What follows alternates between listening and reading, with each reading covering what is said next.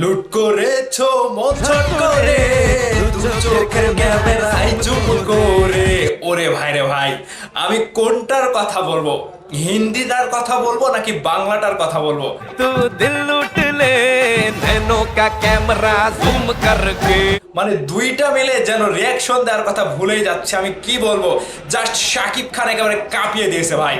হিন্দি বলেন বাংলা বলেন, দুইটা গানই যেন একটা অস্থির লেভেলের গান হয়েছে। মানে হিন্দি গানে তো শাকিব খানের লিপে একেবারে জাস্ট অসাধারণ লাগছে। এই প্রথম হিন্দি গান শাকিব খানের লিপেরে ভাই মাথা নষ্ট করে দিচ্ছে। আর বাংলা গানের কথা যদি বলেন, বাংলা গানে দেখবেন বিটের যে একটা বাড়ি, সেই বিটটা যেন একেবারে দাম দাম করে পড়ছে। শাকিব খানের এই প্রথম এরকম একটা ধামাকা গান দরদ সিনেমাতে আমরা পেলাম। গানটি আপনাদের কাছে কোনটা ভালো লেগেছে, হিন্দিটা নাকি বাংলাটা? মানে হিন্দির চেয়ে বাংলা এক লেভেলের, হিন্দিটা আরেক লেভেলের, ঠিক যেন দুইটা দুই রকম ভাইব দিচ্ছে। এবার গানের শাকিব খানের লুক বলেন, শাকিব খানের ডান্স বলেন, আমি বলে আর বোঝাতে পারছি না।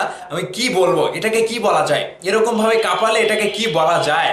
তবে একটা বিষয় নজর দিলাম, শাকিব খানের এই গানে সোনাল চৌহানও ডান্স দিতে পারতো, কিন্তু সোনাল চৌহানের মনটা খারাপ। কি জন্য খারাপ, সিনেমা হলে গিয়ে দেখতে হবে। তবে শাকিব খানের এই গানের সাথে যে শিল্পী ছিলেন, হিন্দি গানের শিল্পী ছিলেন নাকাশ আজিজ, তিনি জাস্ট শাকিব খানের লিপের সাথে একেবারে পুরোপুরি মিলে গিয়েছে। এবং বাংলা গানে তো নোবেল থাকবে আমরা আগেই জানি, কিন্তু বাংলা গানের থেকে হিন্দিটা আরো বেস্ট লাগছে, কারণ এই প্রথম আমরা শাকিব ভাইয়ের লিপে হিন্দি গান শুনছি।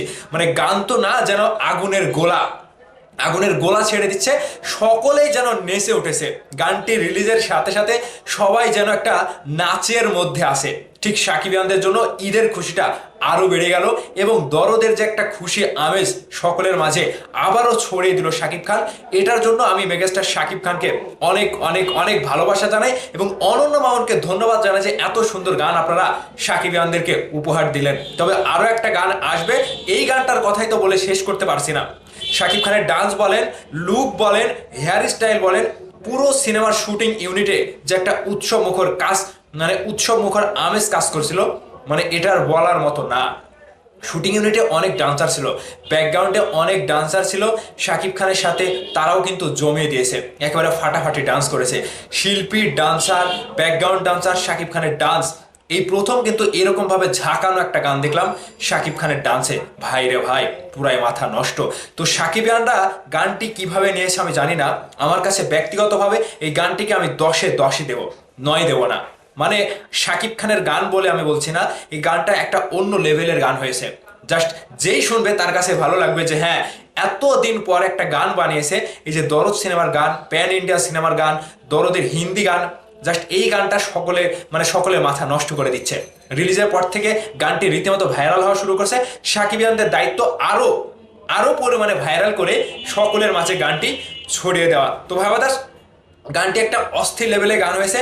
আপনারা আপনাদের মতামত অবশ্যই ভিডিওর নিচে কমেন্ট করে জানাবেন। ধন্যবাদ সম্পূর্ণ ভিডিওটি দেখার জন্য।